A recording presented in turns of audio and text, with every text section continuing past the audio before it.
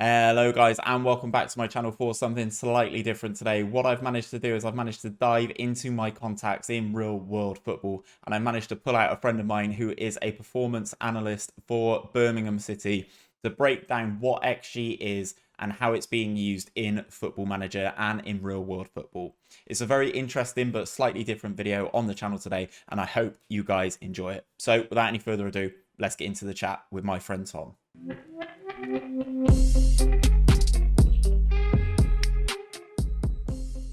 Right then, guys. So I have been joined today by a friend of mine, Tom, who I worked with a little while back at Bristol Rovers. And for those of you guys who didn't know, I did used to work in the media department at a football club, and Tom was the performance analyst for the first team at the time when they were back in the conference. Is that right, Tom? When did you leave Rovers? I can't remember. I left Rovers, I think, start pre-season of League One. League So I One. was there. Oh, so you did the back-to-back promotion, same as me Yeah, then. yeah, we did back to back, mate. Yeah, exactly. That's good. So yeah, basically Tom has now gone on and is working as a performance analyst for Birmingham in the Championship. So Tom, can you say a little bit about your journey into doing what you do and what you've sort of studied to get to where you are before we get into the whole what is XG thing? Yeah, no worries.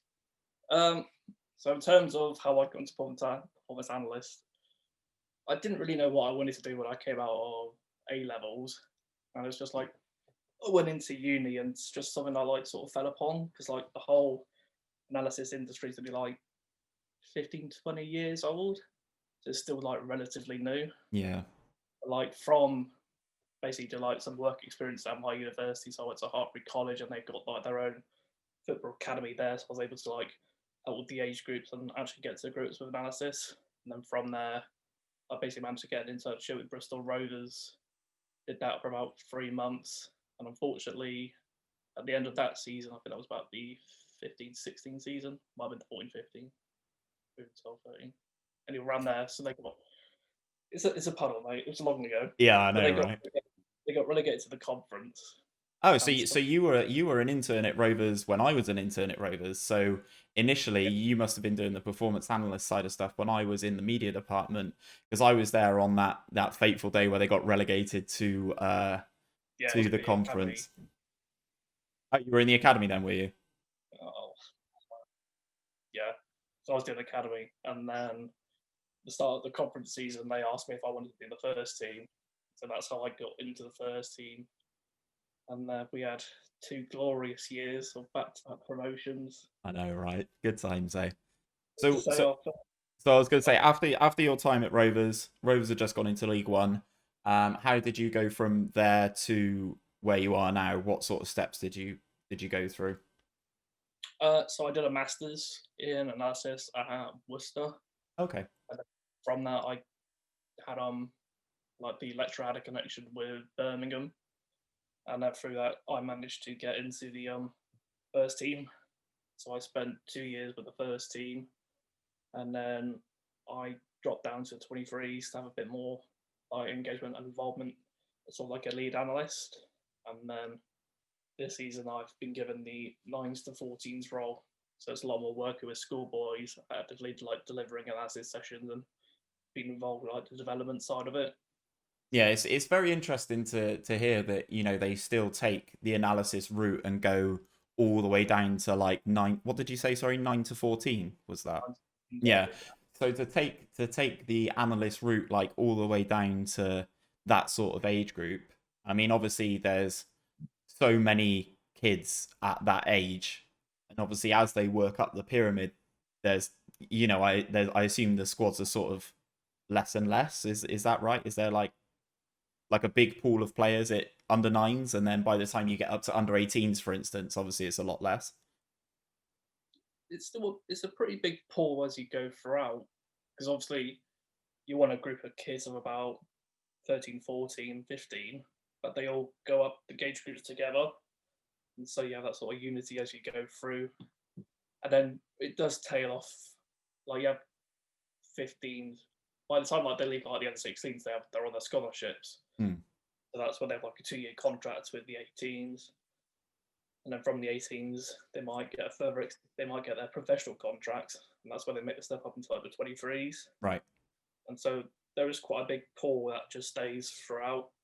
And then obviously when you get to that sort of 23s, trying to get into the first team level, that's where it starts to sort of like break off a bit, because obviously Yeah. not everyone can make it, and we try to get as many into the first team as possible. It's not always doable.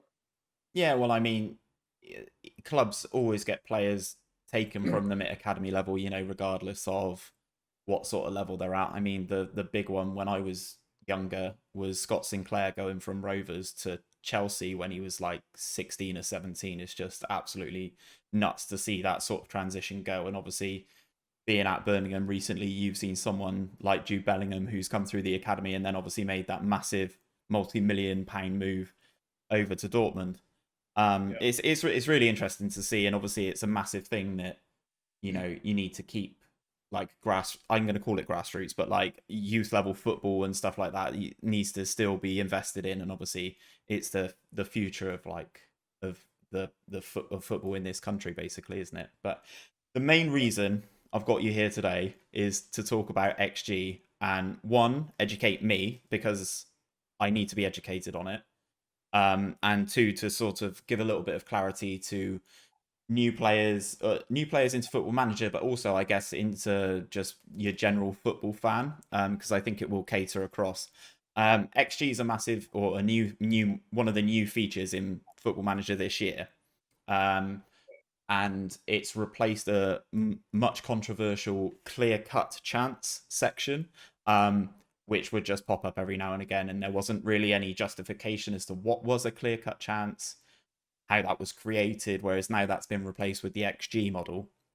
So Yeah. can you try and briefly, as easy as you can, explain what XG is? I think XG is still a relatively new metric. So I think it was about 2 seasons ago it was introduced. But basically, the premise behind XG is so you have like what some people might call like big chances, or you might hear comments like fans might make like, "Oh, he should be scoring that chance. He scores that chance 9 times out of 10."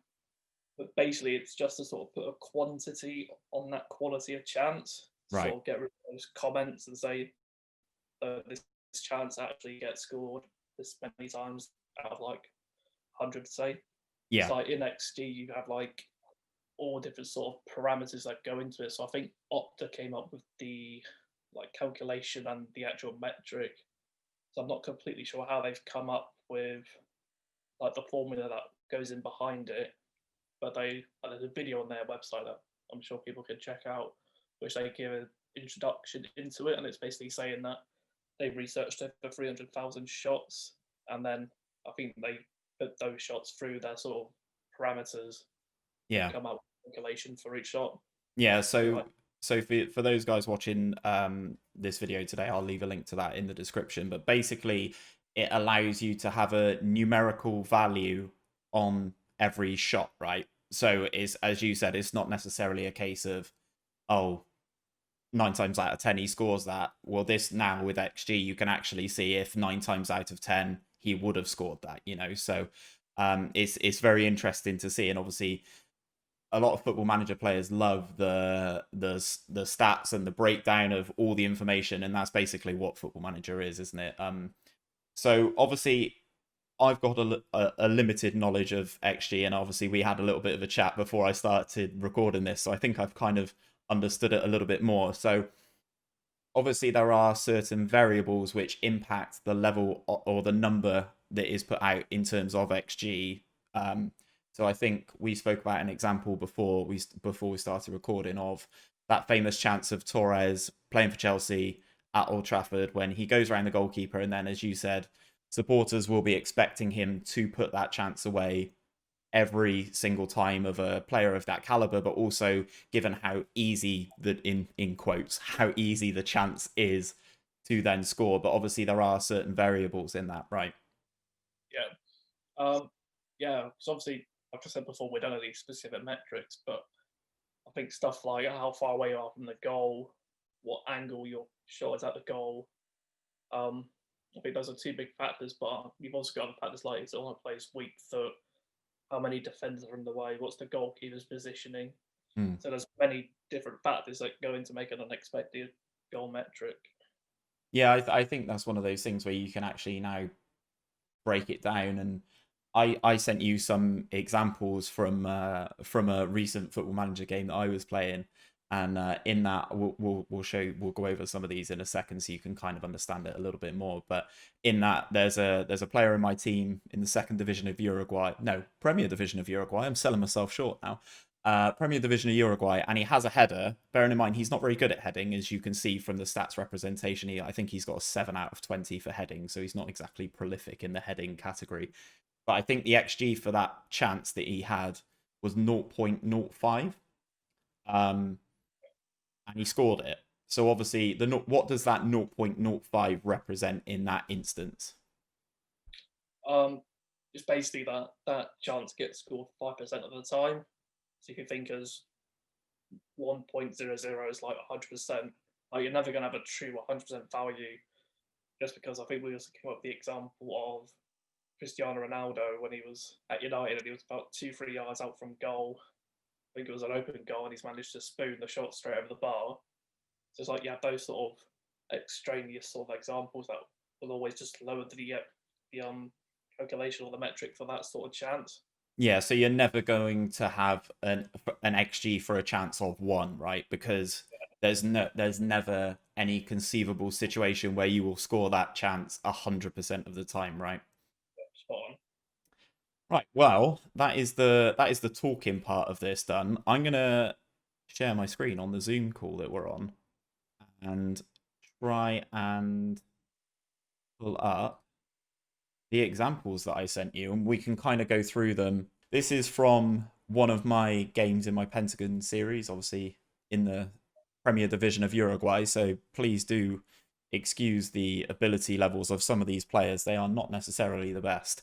But this is what we've got here. So I'm just going to let the chances play. Basically, what I've done is I've clipped these chances, and then I've basically gone through in the in-game stats and used the XG to show the likelihood of the chances. So that first shot there, the guy is on his stronger foot and he's outside the area. So I'm just going to let him celebrate a second, and then the video clip does bring up. Oh, I've left the replay in, which is great. Love to see that.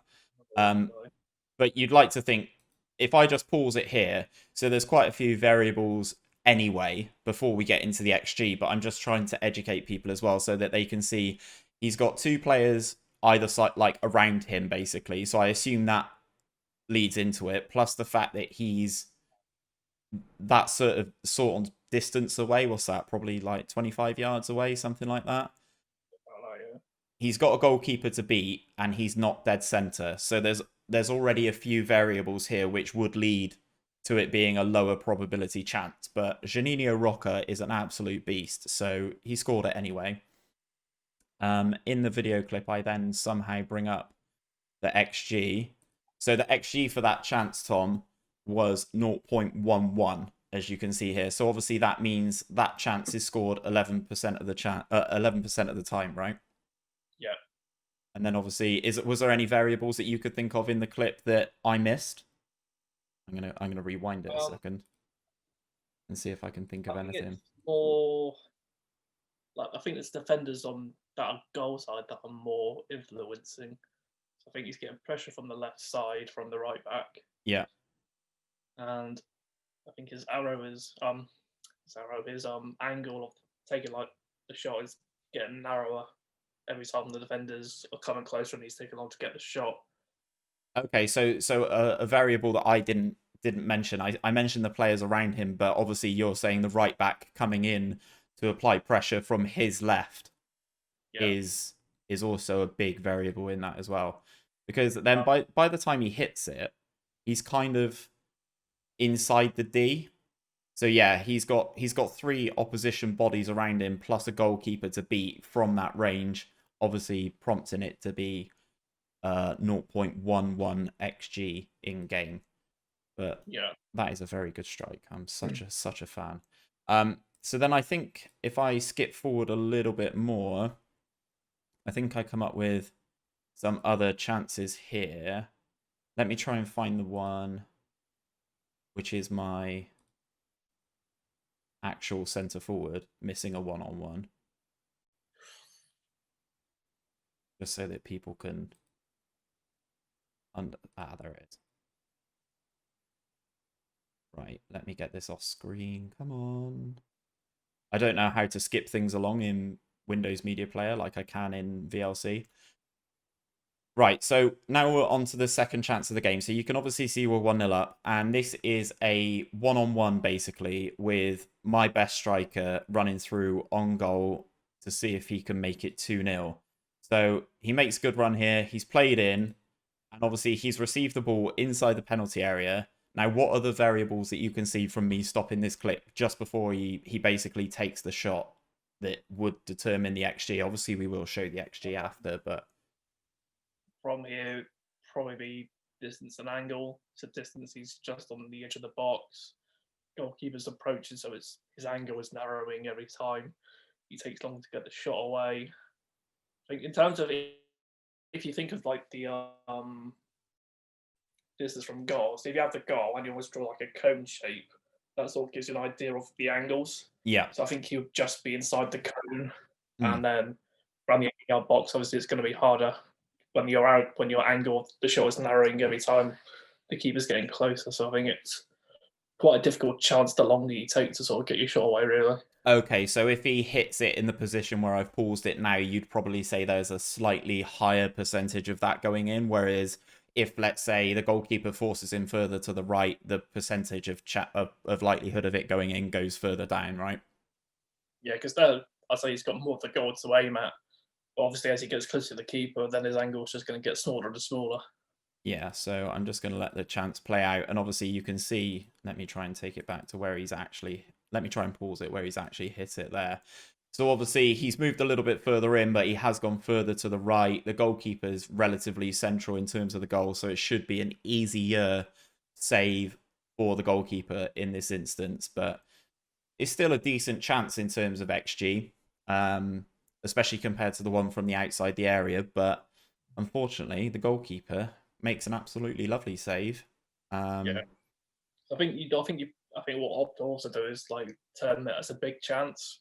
Yeah. So it's a big chance because he's 1-on-1 with the keeper behind the defending line, so he's got a very good chance of scoring. But obviously, the keeper's made a good save. And Yeah, so there, according to the XG model within Football Manager, that shot had a shot XG of 0.29 by the time he hit it, but it is listed as a higher XG opportunity in comparison to some of the others that you can see within the game so far.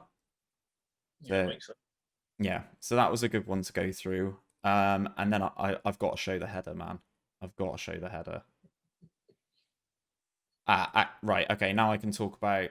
So this one is the guy who scores on his strong foot inside the penalty area from a good position. So I'll just run through this one as well. So this is the opportunity that puts us 2-0 up in this game. I'm just going to press play here. And you can see the attacking midfielder run through, gives it back. But basically, the main thing of this opportunity is that... So...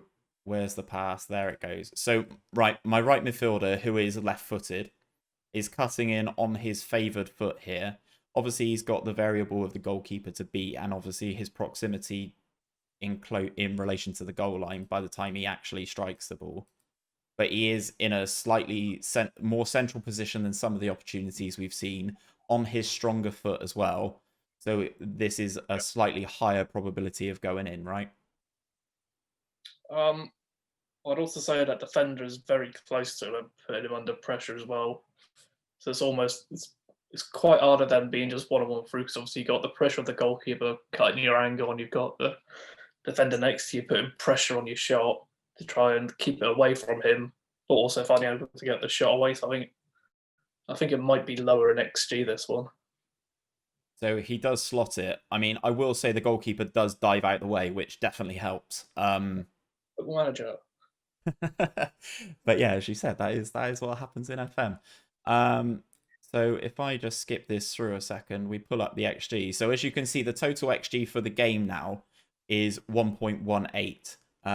And obviously we've scored 2 of those, so obviously we're relatively decent in terms of the chances that we are putting away. But as you can see, this chance here is given a shot XG of 0.48. So they're saying that that is a better chance than the one-on-one that my striker missed earlier. And as you can see, as you how distance and angle of it probably affects the XG more. So right, obviously, the closer you are to goal, then the more likely you are to score and get it on target at least. yeah. So do you reckon the factors in this are that he's slightly more central and slightly closer would be the main ones on this? Yeah, I'd say so. Yeah. Right. Okay. Now we move on to potentially the most ludicrous opportunity in this game. Right. Now I'm gonna start this. Once we go past this here, I'm gonna start this highlight by basically saying that the player who has this shot has a 0.05 xg, so a 5% chance of scoring this, and somehow manages to get this header in on target. So we're pushing down the right. Obviously, you'd like to think that that's a very difficult chance to score, and somehow my winger's done it there. Nice little forward roll. When it goes into the replay, Tom, what I'm going to do is I'm going to slow it down as the cross is about to come over. Yeah. So as you can see it here, it's number 11 who scores. There's this guy who scores. And can you explain why the XG is so low for this opportunity? I think naturally, if you got a header from around the penalty area, that's always going to be a hard chance to take, because obviously with a header, you also take it into account the type of cross. So if it's a lofted cross, driven cross. Oh, so that's also a variable, is it, as well, the type of delivery? Yeah. So I think if it's a perfect delivery and then you get a perfect connection on the header, that's obviously going to be more expected, a bigger metric in the expected goals, because obviously you got those sort of perfect scenarios that lead up to the chance. But like there, he's like, there's no pressure on him to sort of get the header away, but he's still got a lot to do, because I think it looked like quite a driven cross. It's probably got a lot of power behind it, and he's managed to redirect it past one defender in his way and the goalkeeper. So it's a hard chance. He's done well with it, to be fair to him. Yeah, definitely. But obviously, so I assume variables of your own team.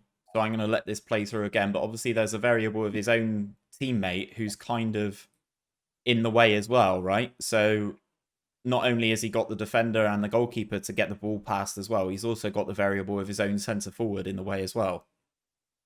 Yeah, because like we said before, because we don't know exactly what to put into the sort of what the categories they use for the metric is. If you just imagine where those two men are in the way, but obviously you're cutting out a big sort of chunk of the goal, and they're sort of just blocking that sort of area. So he's only got like a little area to aim for, which again might bring down the expected goals because his target area is that much smaller.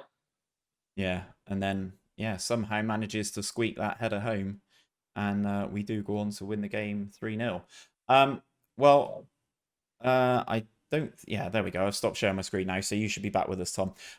So that is kind of a little bit of a breakdown from some of my examples of what's actually happened in with XG and some of my Football Manager instances. And obviously, I'm hoping that Tom has added a great deal of credibility to that as well. Obviously, being able to sort of explain what's going on in certain situations, but also adding that background of he is actually in this field doing it every day for an actual professional football club. It's not just me sat here looking at my spreadsheet. It is, someone who actually has real world applications of this. So, Tom, thank you very much for coming on. I do appreciate it. And I'm sure some people will have some questions for you in the comments. So I'll make sure to direct people your way, shall I? Oh, help yourself, mate. So guys, that is the end of today's video. I hope you have enjoyed it, and I hope you have a greater understanding of XG from our conversation today. I know I have, that's for damn sure. If you have enjoyed today's video, don't forget to drop a like on it and subscribe to the channel, and make sure you ring that bell for notifications of when I do upload in the future. I'll be back tomorrow at 5 PM UK with another video. Hopefully, I'll catch some of you guys there.